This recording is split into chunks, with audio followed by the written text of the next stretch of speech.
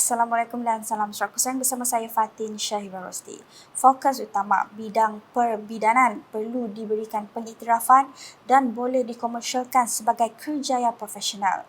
Timbalan Premier Sarawak Datuk Seri Profesor Dr. Sim Koo Hian berkata, bidang itu harus lebih berdaya saing dengan memastikan individu yang mengikuti kursus kemahiran diiktiraf supaya khidmat mereka dipercayai. Jelasnya, namun demikian, hanya separuh daripada jumlah jururawat di Sarawak yang telah mengikuti kursus bidang berkenaan.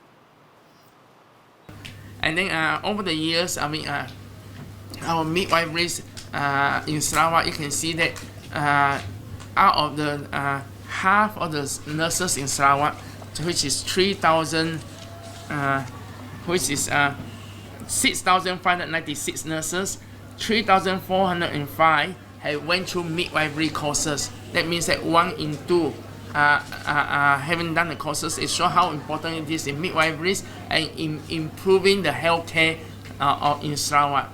And midwifery, even though traditionally people think of midwifery as just the baby, the mother, but it went beyond that to women's health. The cervical cancer, the breast cancer, and so on. Yeah, so they provide extremely important care.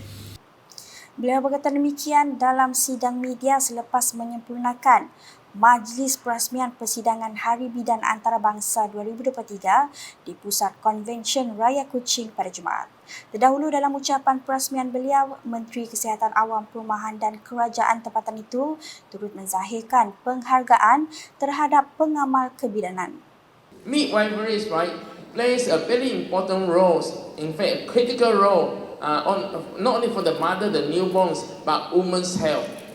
Dalam pada itu, antara objektif Persidangan Hari Bidan Antarabangsa 2023 adalah untuk menggalakkan hubungan yang erat di kalangan bidan dalam negara dan antarabangsa. Paparan seterusnya, penubuhan Unit Hal Ehwal Agama-Agama Lain UNIFOR membuktikan komitmen Kerajaan Sarawak dalam memperkasakan setiap agama lain di negeri ini. Menurut Menteri Pengangkutan Sarawak, Datuk Seri Lee Kim Chin, UNIFOR berperanan menjaga kepentingan dan kebajikan institusi agama-agama lain. Jelasnya, Sarawak merupakan satu-satunya negeri yang memperuntukkan dana kepada agama lain selain agama Islam dan ia menjadi contoh buat pihak lain.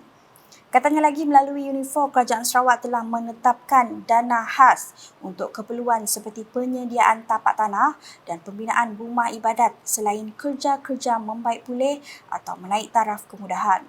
Beliau berkata demikian dalam majlis sambutan perayaan Hari Wesak Anjuran Pertubuhan Ugama Buddha Miri di Miri pada Khamis. Sementara itu, Kerajaan Sarawak bercadang untuk menghentikan beberapa aktiviti luar ketika waktu persekolahan bagi mengelak risiko akibat cuaca panas.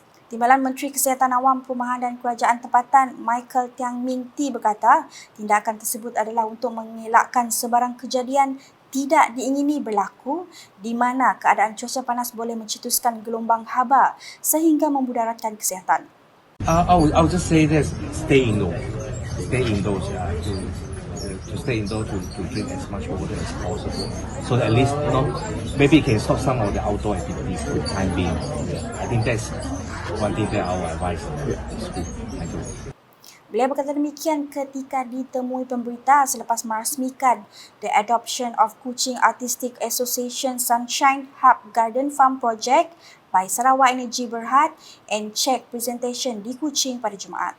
Dalam pada itu, beliau turut menyokong langkah kerajaan untuk membenarkan warga sekolah termasuk para murid memakai baju sukan ketika cuaca panas melanda negara. I think this is a very practical policy decision made by the government to ask them to wear sports wear so that at least they can withstand the heat wave. I also want to urge all the student and parents to look after their, especially parents, teachers to look after the students, to see their condition. If their condition is really too reasonable for them to study under the heat wave. They should just advise them to go to shelter or to take a lot of water. Or then what they should is to wear sports wear rather than continue to wear some of the school uniform, because some of them have to wear tie, some of just like me now. It's not practical. Terdahulu ketika berucap, Michael berkata Kuching Autistic Association KAA terus komited dalam usaha membantu pelajar autism mencapai potensi penuh dalam pelbagai aspek. Menurutnya, visi KAA adalah untuk membolehkan kanak-kanak dan orang dewasa dengan autism menjalani kehidupan yang berguna, berdikari dan produktif dari segi ekonomi.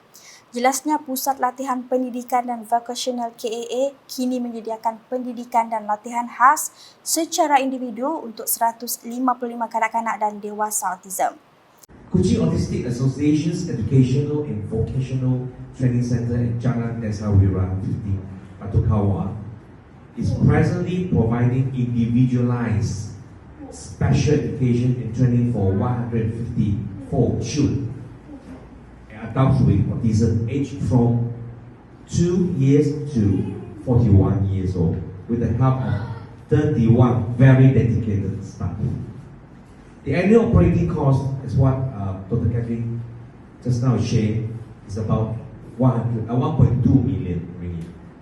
And the cost is high because the need of Dalam pada itu, ujarnya KAA merancang untuk membina bangunan baru yang akan menempatkan sebuah kafe, dobi, tempat cuci kereta, kedai runcit, bengkel seni dan kraft dan lebih banyak bilik latihan vocational. Selanjutnya, liputan internet amat penting untuk rakyat terutama di kawasan luar bandar dalam menggunakan e-dagang bagi memasarkan produk tempatan dan meningkatkan sosioekonomi rakyat selain melaksanakan aktiviti pembelajaran secara atas talian atau e-learning. Timbalan Menteri Komunikasi dan Digital Malaysia, Teo Ni Ching berkata, pada masa kini liputan internet adalah keperluan harian seperti mana rakyat memerlukan air dan elektrik.